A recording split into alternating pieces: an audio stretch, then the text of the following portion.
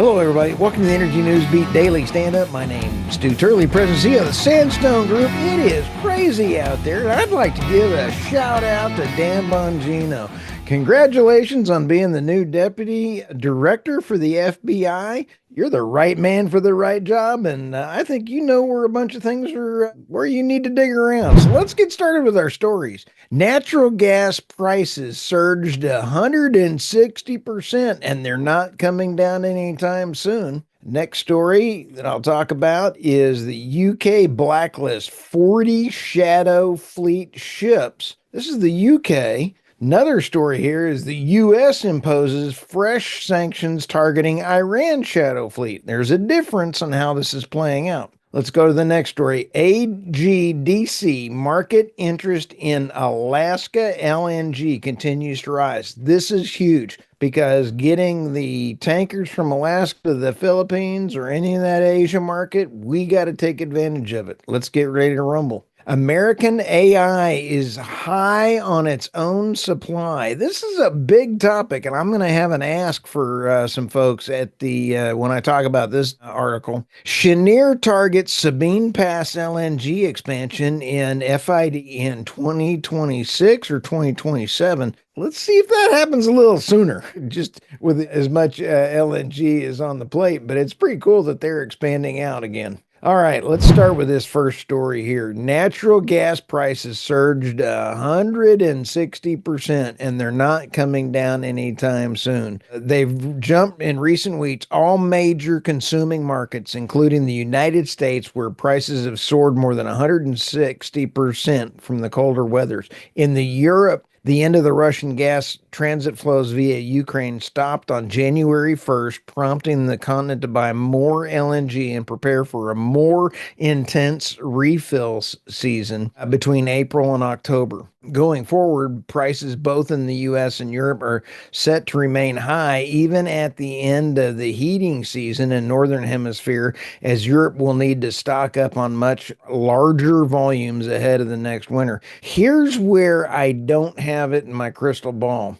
And I think that there is such a great forward progress that there is hopes that we may end the Russian Ukraine war. And if you go to energynewsbeat.co and take a look at the resources, go to check out our articles from George McMillan. George McMillan has got a series out there on why the Kellogg plan is DOA, and I've really impressed with his information. Once he and I talked about it, the change to the Ukraine negotiations happened. Coincidence or cause? Not sure, but I'll tell you what, he has got some great information out there. And I see an end to the war. How soon? It just depends on the administration and how fast they can get it done. It'll be good for no wars in the world. It would be a great goal. Let's go to the next one. The UK blacklist 40 shadow fleet. The UK is imposing a sanction. Are you ready? On Russian oil trade, targeting an additional 40. The biggest sanctions package against Russia's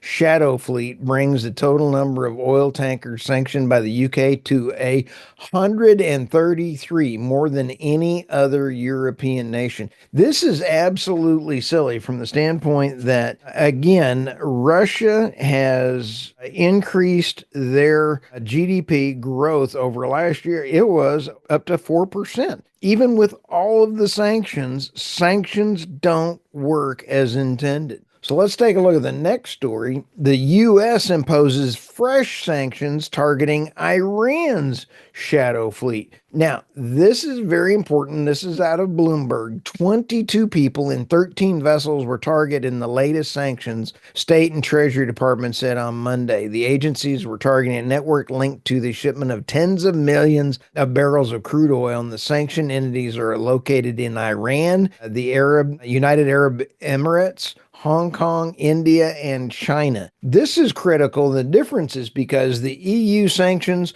don't actually work. And these sanctions, the last time President Trump was directly involved in sanctioning the Iran sanctions, they actually work. So you got sanctions that work, sanctions that don't work. So this will be fun to take a look at. Let's go to the next article here. AGDC, market interest in Alaska LNG continues to rise. This is really pretty cool because they stated, AGDC stated that this via social media after the Philippine ambassador to the U.S., Jose Manuel Romandes, said that the Philippines plans to procure LNG from Alaska to meet its growing needs to develop the country sector. As I talked a little bit about that in the Energy Realities podcast with Irina Slav, David Blackman, and the Tammy Nemeth this morning, the LNG export is Trump's ace in his back pocket when you start to try to take a look at trade imbalances. People are going to pay a little bit more for LNG to buy it from the United States. It's a pretty cool thing, especially when you consider that that may wipe out a trade tariff from the United States. I think people are going to go, me. But on X today, I don't know if this is true or not. I saw President Putin saying, President Trump, I would even enter into a negotiation with you for critical minerals. So President Trump is on to something. If this is true and President Putin is going, hey, I don't mind trading with you for critical minerals, it's about business. And I think it's pretty funny that we're going to get into this kind of thing, that President Trump's deal making is going to have a very significant wide range. Let's go to this next story here. And as I bring up this next story with AI and data centers, I want to give a shout out to Steve Reese and Reese Consulting. They are absolutely at the tip of the spear in natural gas trading, LNG exports, and if you're in buying, selling oil, or training, they are such a phenomenal group of people. I love Steve Reese and the whole gang. Looking forward to a regular series now with Steve. They are sponsoring the daily podcast, but I'm going to be interviewing him live and in person at his place every once in a while, and so we're going to have some fun there. Let's go to the next story here. American AI high on its own demand. We're going to need a lot of natural gas for the data centers. The most powerful people in the United States are obsessed with spending more on artificial intelligence, the AI, as Alexandria or Cortez says. Hey, just kidding. Greenland and Gaza, President Donald Trump has signaled he wants total dominance of the technology. Elon Musk wants OpenAI, and then for himself, and OpenAI CEO Sam Altman is aiming for artificial intelligence, or AGI, which mimics all human capabilities, and plans pushing for exponentially increasing investment to get there. And then Chinese lab DeepSeek demonstrated a cost-efficient version of it. The U.S. tech has taken the present situation with its own Sputnik moment. Americans have derived all the wrong lessons. Spend even more on AI, trust Chinese technology even less, and reach back to analogies from the 19th century coal industry to justify seemingly justifiable 21st century expenditures in AI.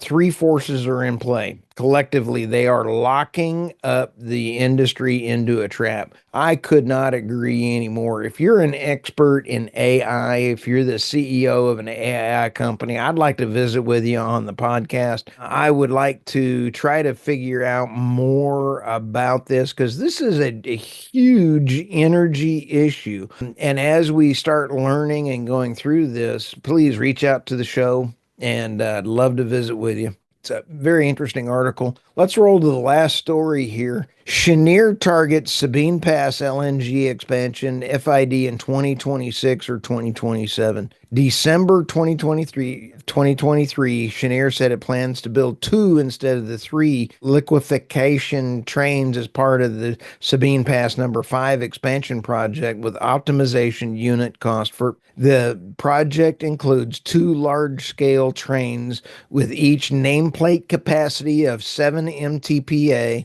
and a maximum production capacity of about 8.43 MTPA. Including bottlenecking, the expansion will add about 20 MTPA capacity to the liquefaction plant. This is pretty cool. The LNG exporter also needs OOE approval for this project.